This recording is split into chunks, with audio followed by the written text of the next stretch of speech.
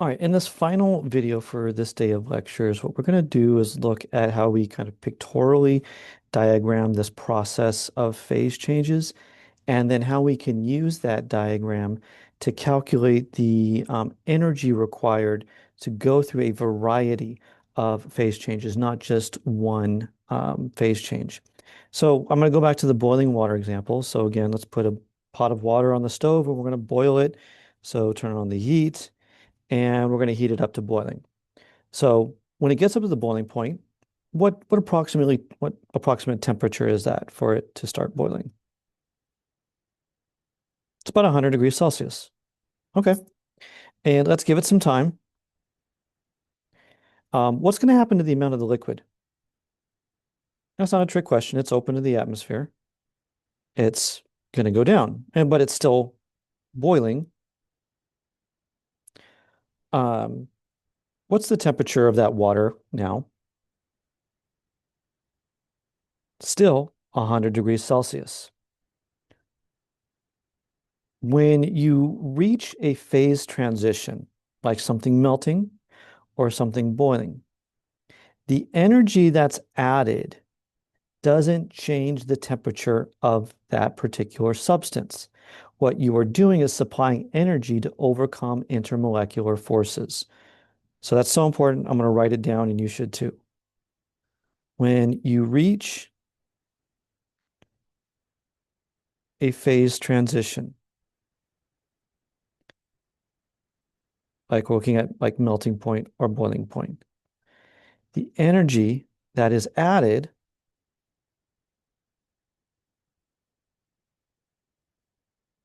doesn't change the temperature. It just goes to overcoming intermolecular forces. Now, if you get water from the sink and it's like cold water and you put that on the stove and heat it up, yes, you are changing the temperature. It's going to go from whatever it started at until it hits 100 degrees Celsius. And it's going to stay that way until all of the water has evaporated. So we have a way to diagram the temperature change when various phase changes occur. So we have temperature, and then we have the amount of heat added. So we're going to kind of start down here at a solid. So we're going to take a solid and we're going to heat it up until it melts. It gets up to its melting point, and it will stay at that temperature until all of the solid has become liquid. And if we continue to heat that liquid, the temperature will increase until the liquid starts to boil, and then it will flatline again. That temperature will remain constant until all of the liquid has become a gas. And then if we want to, we can superheat that gas and continue to increase the temperature. But notice here, I want to highlight the phase changes. There is no increase in temperature. So during phase changes, temperature does not change.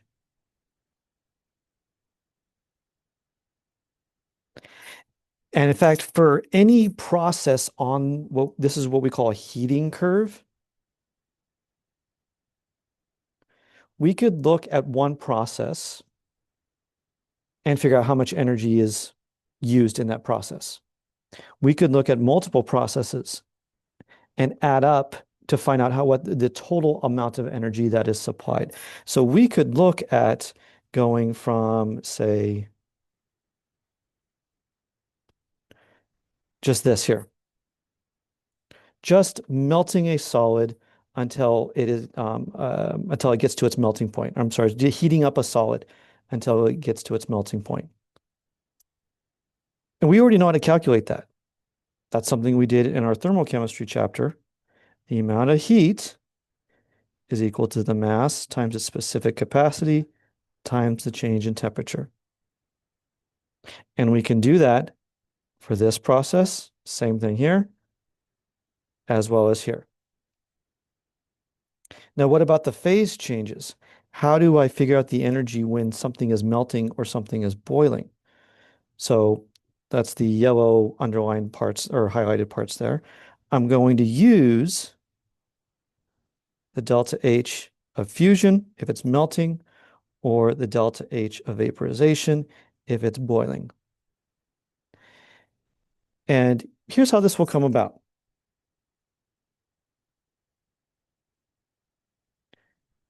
How much energy does it take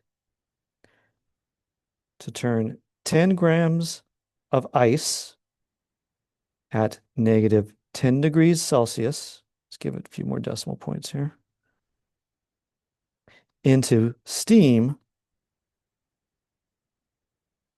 at 135 degrees Celsius. So this isn't kind of just a one-step approach. We need to figure out the heat or the energy for each of these five processes. 1, 2, 3, 4, and 5. And again, I just want to emphasize for processes 1, 3, and 5, we're using this formula. And then for process 2 and 4, we're going to use either the enthalpy of fusion or enthalpy of vaporization. Now you say, wait a second, we didn't talk about enthalpy of fusion. Like, how do I find that? The same way we did when we did enthalpy of vaporization. Okay, now in order to do this problem down here, you're going to be provided some data.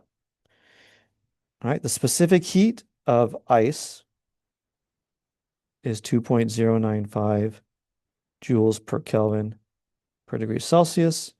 The specific heat of liquid water is 4.184 joules per gram per degree Celsius. And for steam, it is 2.01 joules per gram per degree Celsius. And the heat of fusion, enthalpy of fusion, I should say, is 6.02 kilojoules per mole. Remember, that's the melting process.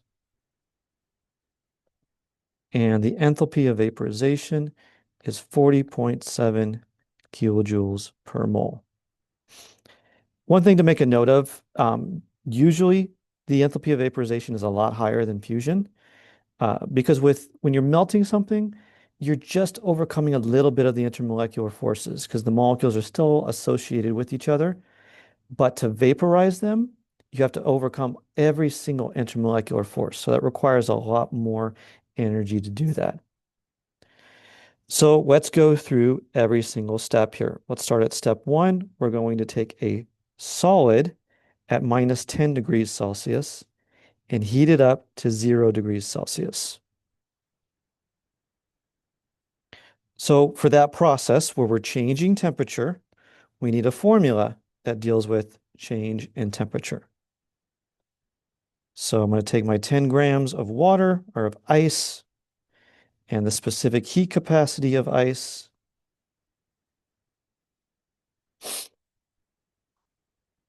And then the change in temperature, when we have final minus initial.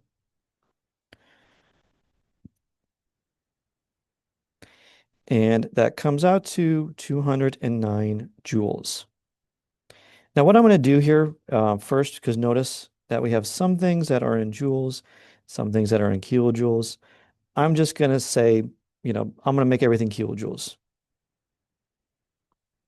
So using that little trick I showed you in a previous video, just move that decimal point over 3 places to go to kilojoules. And that's the energy associated with process number 1. Now, process number 2 is the solid going to the liquid. So we're melting.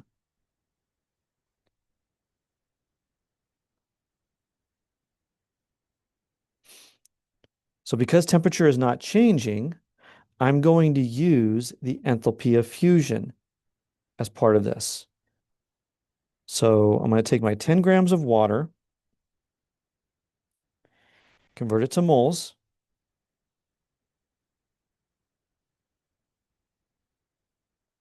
and then I'm going to use my enthalpy of fusion that says 1 mole of water requires 6.02 kilojoules of energy to melt it. And that comes out to 3.34 kilojoules. So that's the energy with process number 2. All right, let's do process number 3. So let's go back up to our graph. What is happening with 3? Well, we're taking liquid water, we're heating it up. What are we heating? What's the temperature range we're going from? Well, we're starting at 0 degrees Celsius and we're boiling it. We're going up to 100 degrees. So since there's a temperature change, I'm going to use the Q formula because that has change in temperature in it. So again, I'm using 10 grams of water. I'm going to use the specific heat capacity of liquid water. Notice it's different. It's not the same as number 1. And my temperature change is 100 degrees, final minus initial. And that comes out to 4,184 joules. I'm going to convert that to kilojoules to make all of my results have the same unit.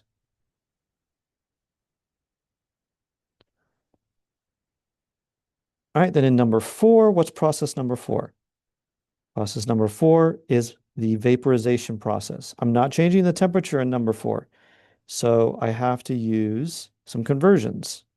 Number 4 is vaporization,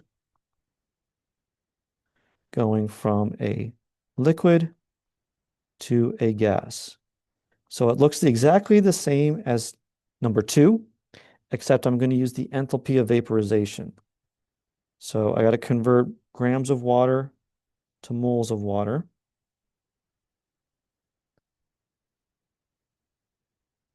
And then I'm going to use the enthalpy of fusion. I'm sorry, enthalpy of vaporization, which is 40.7 kilojoules per 1 mole of water.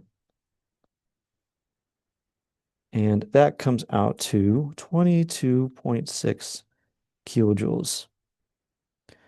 So there's number 4. Now let's do number 5. So let's look at what process 5 is. 5 is we're just going to superheat the gas. And the problem says we're going to go up to 135 degrees.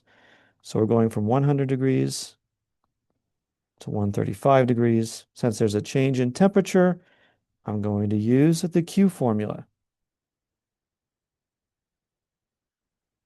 Now my mass doesn't change.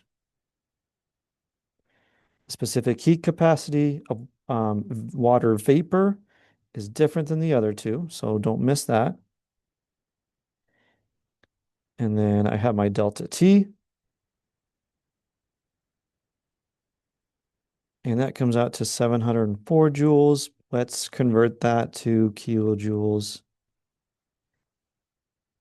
And now I have an energy value for every single process. So how do I find the total energy? Well, it's going to be the sum of all 5 of those processes. And since I put them all in the same unit, I can just toss it all in my calculator and it comes out to 31.0 kilojoules. All right, so I highly recommend do some practice problems in working with heating curves. Um, don't be confused if it asks you to go the other way. There's no difference in that. Your energy values, though, will be opposite because you're going the opposite direction. When I say opposite, I mean opposite sign. So just whether you're going upwards on a heating curve or downwards, it's the exact same process. You're just going to have an opposite sign.